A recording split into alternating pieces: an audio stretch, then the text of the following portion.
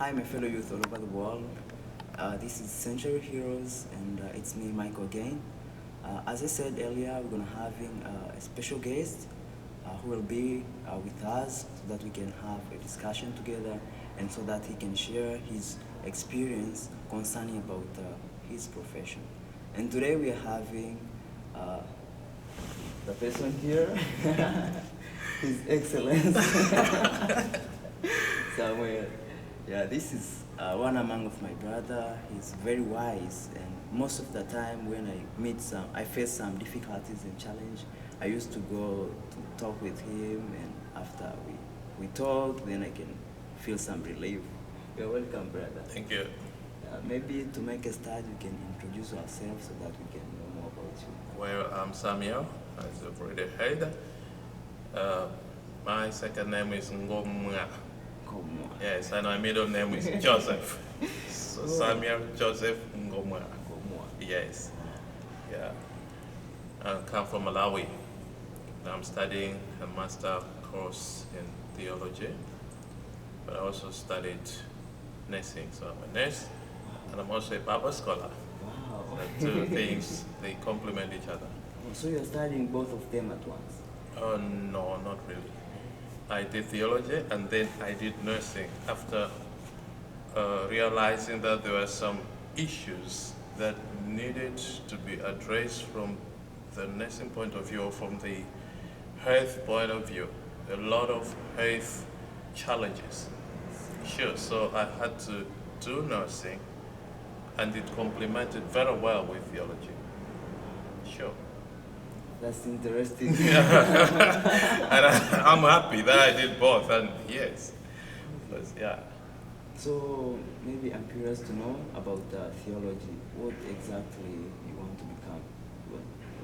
Because for what I know, maybe theology it's based on maybe people who wants to become pastors, or maybe there is another thing.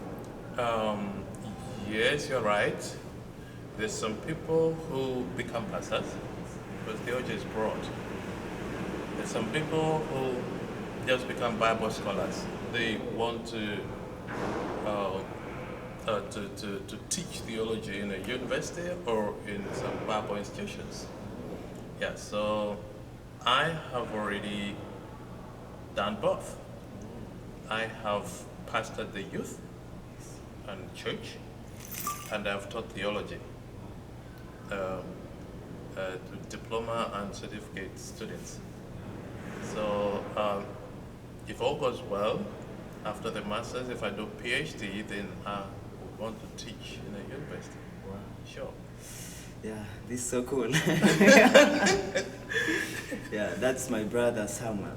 So without wasting much time, maybe I can go directly to our today's discussion, and I'll be asking him some questions, and I know he will reply for both of us, and we're gonna hear something and get something from him.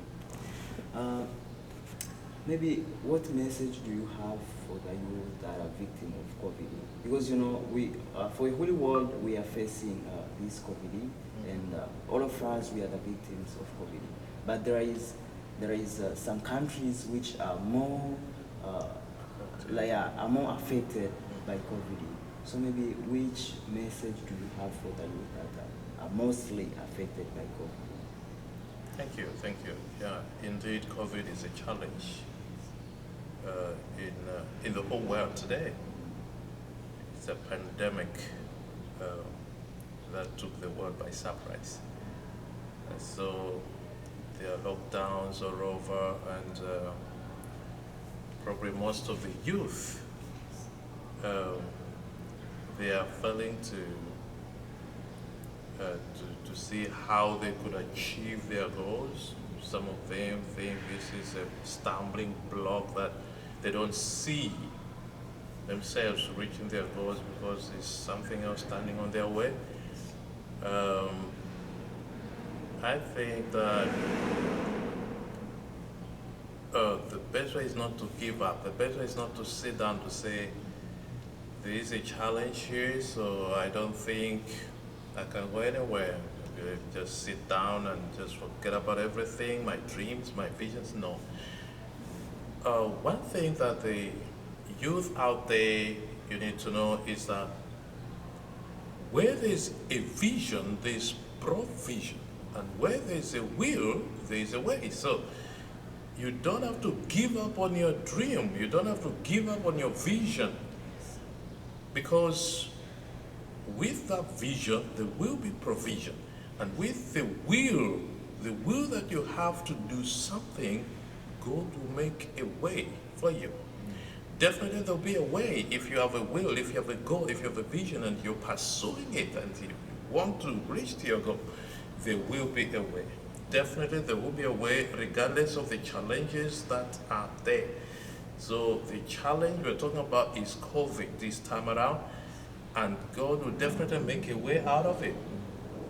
Yeah, so we should look at COVID as one of the challenges that could be dealt with. COVID has not come to stay, it has just come to pass. And so we shouldn't just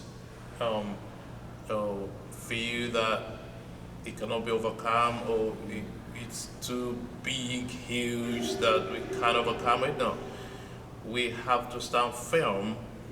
We have to face it boldly. We don't have to be diverted by this challenge. We have to focus on our dream and vision and not focus on this challenge. As we do whatever we can to deal with it, but we don't have to lose focus. So we still need to focus on our vision, on our goals. By doing that, eventually we'll find ourselves achieving our goals. Sure. Yeah, that's a very wise speech. Okay, yeah, you have give like a clear elaboration for this. But what if maybe, yeah, I want maybe to implement a certain idea in my community. So, but for the nature of my community, there is a lot of people who are having negative thoughts. So maybe how can I deal with saving the community of the people who has negative thoughts? Thank you. Yes. Everywhere you go and in whatever you want to do, you will discover that there's some people who have got different views from yours. And that is obvious. And that is part of life. And that's the beauty of life. Because we cannot think the same way. Because we're different. We've got different backgrounds and different thoughts, and we think different. So what I would say on that is we need to be bold and courageous, and we don't need to move by the multitude. We need to choose to be different. The idea that we have, if it's a good idea, and it's gonna influence the youth and the community on the positive side, others may not look at it that way, but you have done your research and you know exactly what that is going to accomplish. You have got to pursue it regardless of the opposition. So you just need to identify a few people can support your idea and move on and try to convince the rest, because some people are just opposing because they don't understand. Yeah, sure. Some people are just opposing for the sake of opposing. Yeah. They are always opposing. Of course. Some people don't like you being this. Who does he think he is? I mean, it should be me, you know? Yeah. So, you don't know why they are opposing. So the best way to do it is just to find a few people that would buy your vision, that would understand what you want to do. Those are the people that you will move with. And when the rest see that, oh, it's happening. Because some people just oppose to say, "Ah, no, it can't happen." What does they think? But if they see that it's happening, you're moving forward, you're achieving something. Yes. They're gonna say, "Ah, wow, yeah," and they will join in. You see? And they say, "Wow, we thought it's just a mere thought, or it can't be achieved, but look," and they will come in and start to work with you. So we need to just be different, just to where everyone else is going that direction, you can decide to go the other direction if you know that you're in the right direction. Don't just go by the matrix, don't just listen to everything that people say, but just go by your convictions. I already mentioned of the vision and dream and goals. So you set your goals and you just move towards that and nothing to divert. So these voices could be one of the